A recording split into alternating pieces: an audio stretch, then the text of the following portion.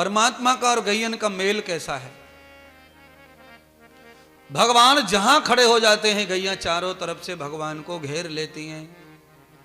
फिर भगवान क्या करते हैं, भाव गोपियों का प्रकट करते हैं। गोकुल की गोपियों से भगवान अब दूर हो गए, गैयन के संग चले गए, गोपियां गोकुल में रह गईं। अब भगवान को जब याद आवे तो गैयन के बीच में ही खड़े होके बांसुरी बजावे, तो सारी गोपियों की तरह गैया आके भगवान की तरफ मुंह करके खड़ी होकर बांसुरी सुने। भगवान गोपियों की तरह गैयन को उपदेश कर रहे हैं और गोपियां इतनी सीख गईं कि भगवान जो बोलते वही गैया करती। पानी पी लो, पानी पी लिया, भोजन कर लो, भोजन कर लो, अब आराम करो, आराम करो। यानी कहने का अर्थ है कि गाय की सेवा भी करें तो ऐसी करें कि गाय तुम्हें अपना मान ले और तुम्हारी बात को भी मान ले, ऐसी सेवा करो। तुम जैसी सेवा करते हो ये भी ठीक है, पर जिस दिन भी सेवा करो गाय की, महीने में 2 महीने में बिल्कुल गाय में प्रवेश करके सेवा करो, न डरो। है कोई आदमी गौ पूजा के लिए मेरे साथ जाता है तो उसकी छोटी बहू भी आई होती है, गौ पूजा में शामिल हो गई छोटी बहू, सास ससुर और पति, पूरा परिवार गौशाला गए। अब सास तो थोड़ी समझदार थी गाय के बारे में, तो उतर की चप्पल फप्पल उतार के घुस गई मेरे साथ में। अब बहू अंगूठों पे चलती है। फिर हमने कही बात क्या है, कांटे तो है नहीं, गाय तो गौशाला बहुत मस्त है अपनी, तो कंकड़ पत्थर भी नहीं है, बिल्कुल सपा सट चिकनी सुंदर, फिर बहू अंगूठन पे क्यों चल रही है। बाद में फिर मैंने माथे की ओर देखा बहू के, तो बिना लगाए बिना तिलक के रावण की तरह 3 तिलक दिख रहे मुझे, एक यहां सरवट, एक यहां सरवट, एक यहां सरवट। उससे मैंने अंदाज लगा लिया कि इसको गाय बिल्कुल पसंद नहीं है।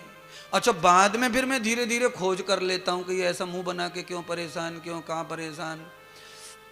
तो फिर सांस कैसे ढक्कन मारते अपनी बात पे, गुरुजी चाहे डर लगे गैयनते, अरे ठीक है, पर मैं कोई कम थोड़ी हूं, फिर मैं पूरी सीबीआई लगाता हूं। बाद में पता चला कि उसने वो घुग्गू से मुंह का कुत्ता नहीं रहता छोटा सफेद सा, वो नट्टू, वो बचपन से पाल रखा था। अब बताओ, डर कुत्ता से लगना चाहिए कि गैया से?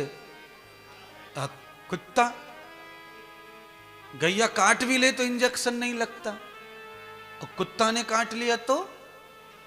अच्छा, गैया मूत दे, पेशाब कर दे तो भी साबुन नहीं लगाना पड़ता है, और कुत्ता ने टांग उठाड़ दी तो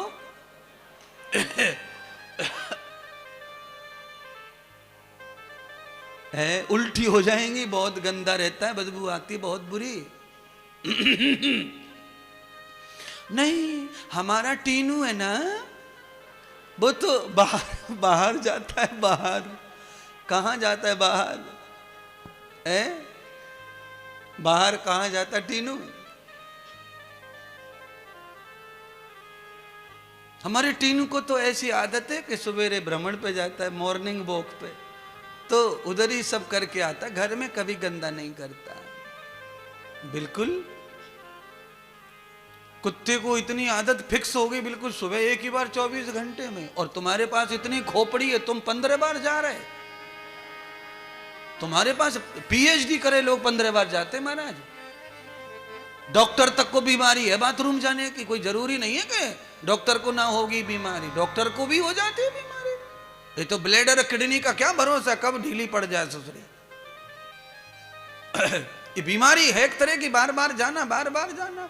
और टीनू बढ़िया है, 24 घंटे में एक ही बार जा रहा।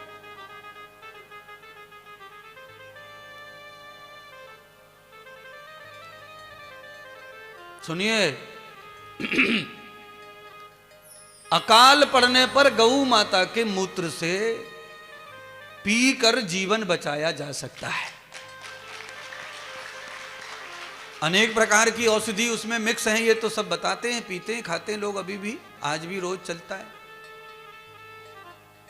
पर मैं उतना नहीं आपको प्रेशर कर रहा हूं। मैं कह रहा हूं कि विपत्ति पड़ने पर, अकाल पड़ने पर गाय का मूत्र ऐसा है कि जो पिया जा सकता है।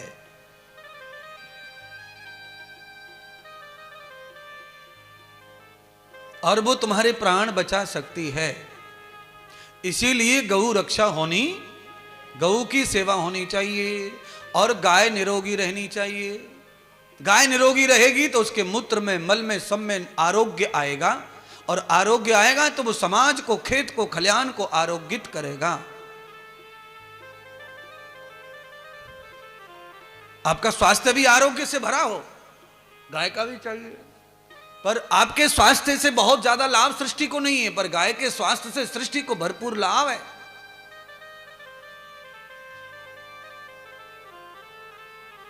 लंबे समय तक भगवान ने सेवा की। अकाल पड़ गया, ब्रज में बारिश नहीं हो रही है, इंद्र की पूजा करने का प्रावधान नंद जी ने रख दिया। दोनों बालकों को बुलाने के लिए अपने छोटे भ्राता उपनंद को भेज दिया। दोनों भ्राताओं ने चाचा को कहा, काका हम तो इस बार इंद्र की पूजा में शामिल नहीं हो सकते। क्यों? हम गौ सेवा में हैं और गायों के लिए अकाल में, ब्रज में तो भोजन नहीं है, तो गोवर्धन पर्वत पर ही घास है, यहीं गाय रहेंगी तो हमें यहीं रहना पड़ेगा।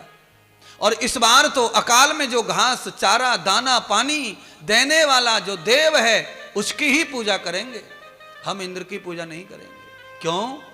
इंद्र मतलबी और अभिमानी देवता हो गया है। उसे स्वर्ग क्या प्राप्त हो गया? वो राजा क्या बन गया? देवताओं का मनमानी कर रहा है, इसलिए उसके अभिमान को तोड़ना पड़ेगा। इंद्र के अभिमान को तोड़ने के लिए भगवान ने गोवर्धन की पूजा की, गोवर्धन की लीला की। पंचामृत आदि से स्नान का विधान है। अन्नकूट प्रसाद भगवान को खिलाए। इसीलिए आप सबको भी कहना चाहता हूं, भोजन में हफ्ते में एक बार हम सबको ही चूरमा खाना चाहिए। अन्नकूट यानी कि हफ्ते में एक बार अन्न, 5 से 6 प्रकार का अन्न, 8 प्रकार का अन्न मिक्स करके उसे थोड़ा सा पानी से हल्का भिगो के, थोड़ा सा हल्का सा मोक्ष रख के, सुखा के, उसे खल्लड़ में, कुटड़ी में कहीं भी थोड़ा सा कूट के उसके बढ़िया दलिया खाओ, उसका लड्डू बनाओ। ऐसा अन्न, मोटा भोजन जिसे कहते हैं, वो खाना चाहिए। बीमारी कम से कम शरीर में आएगी और पूरे शरीर को, पूरी आंतों को साफ कर देगा। वो अधकुटा भोजन करना चाहिए। जो अधकुटा भोजन करते हैं उनका पेट खराब नहीं होता। जो ज्यादा चिकना खाते हैं, ज्यादा बारीक बेटा खाते हैं, मैदा, आटा, उनका पेट बहुत खराब होता है। इसीलिए बैल से लेकर, गाय से लेकर सभी बलवान शाकाहारी जानवरों के लिए अर्धकुटा अनाज ही खिलाया जाता है। आप भी पहले खाते थे सब है? अरे महाराज, पहले पैसा नहीं था तो बादाम भी नहीं थे। बादाम नहीं थे तो लोग इतने बड़े बलवान कैसे थे? तो दलिया और दूध और दही, छाछ।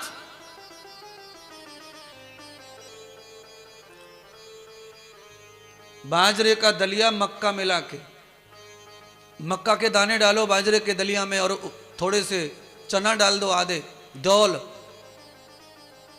3 आइटम खाली मिला के खाओ। देखो तुम शरीर का हाल देखो।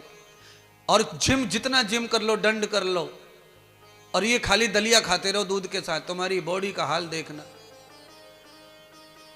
संभाले ना समेगी, हर बार पैंट नया सिलवाना पड़ेगा। और बिना पेट नहीं निकलेगा, सबसे बढ़िया बात। पचन होगा उसका, शरीर में लगेगा अन्न, और स्वास्थ्य तुम्हारा अनंत अनंत सुखी हो जाएगा। प्रबद्धम एवान कृतान मूलम। आप सबके लिए ही तो है ये दर्शन।